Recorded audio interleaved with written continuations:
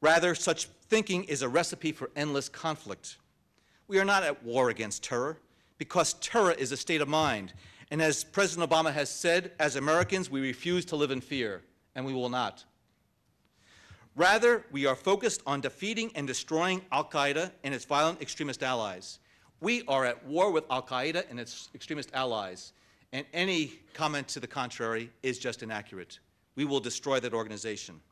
And that is why President Obama is responsibly ending the war in Iraq, which had nothing to do with 9/11, and all U.S. troops will be out of Iraq by the end of next year.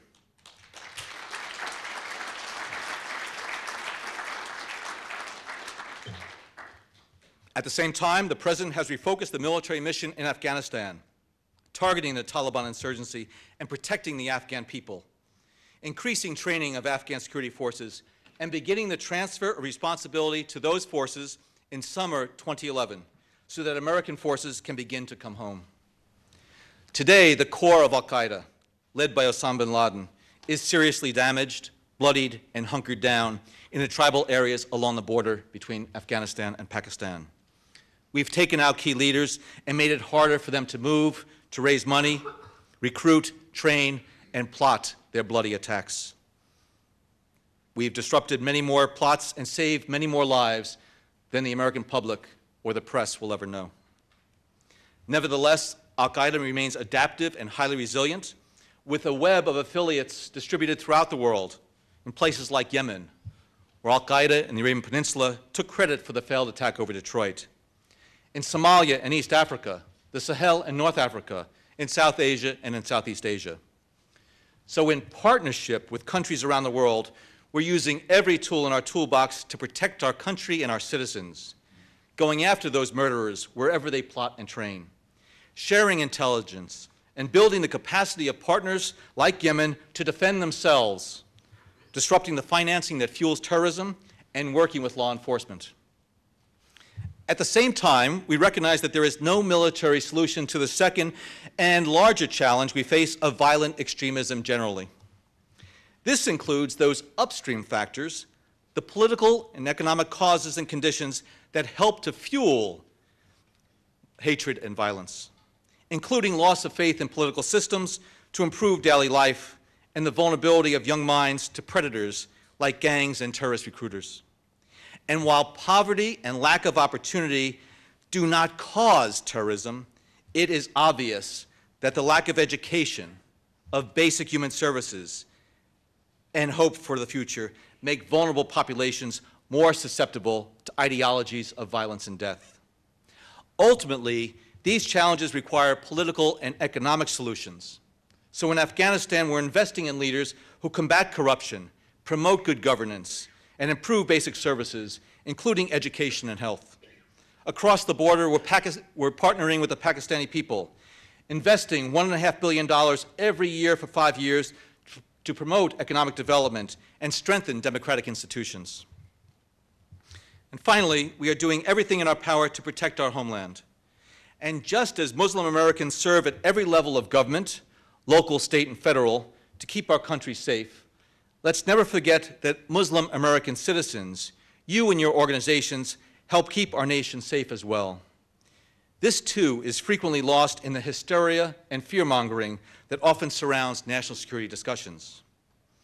In the aftermath of the tragic murder of 13 Americans on an Army base in Texas, Muslim American organizations roundly condemned such senseless violence and, in fact, reached out to help and support the family of those victims.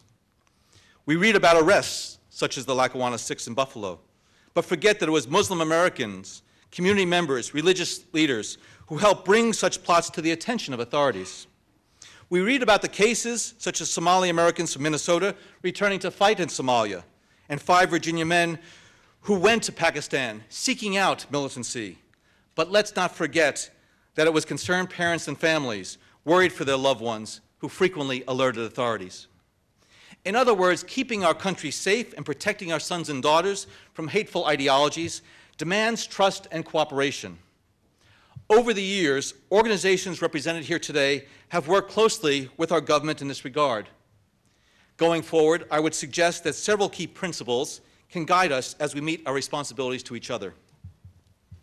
First, and I believe foremost, government must fulfill its responsibilities, including protecting the rights and civil liberties of all Americans. For the President, who worked as a civil rights lawyer and as a professor of constitutional law, this is not some policy choice to be debated. These are core values and laws that must be upheld. We must remember what we're fighting for. As the President noted in his State of the Union address, the Civil Rights Division at the Justice Department has returned to its founding mission, protecting civil rights and prosecuting violations. This includes the rights of Muslims, Arabs, Sikh, and South Asian Americans. For the burning of a mosque in Tennessee, several individuals will spend many years in prison.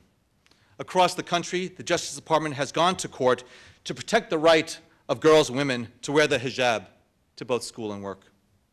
And I can assure you today, the Obama administration will vigorously enforce new hate crime laws, because the United States of America, no one should ever have to hide their faith out of fear.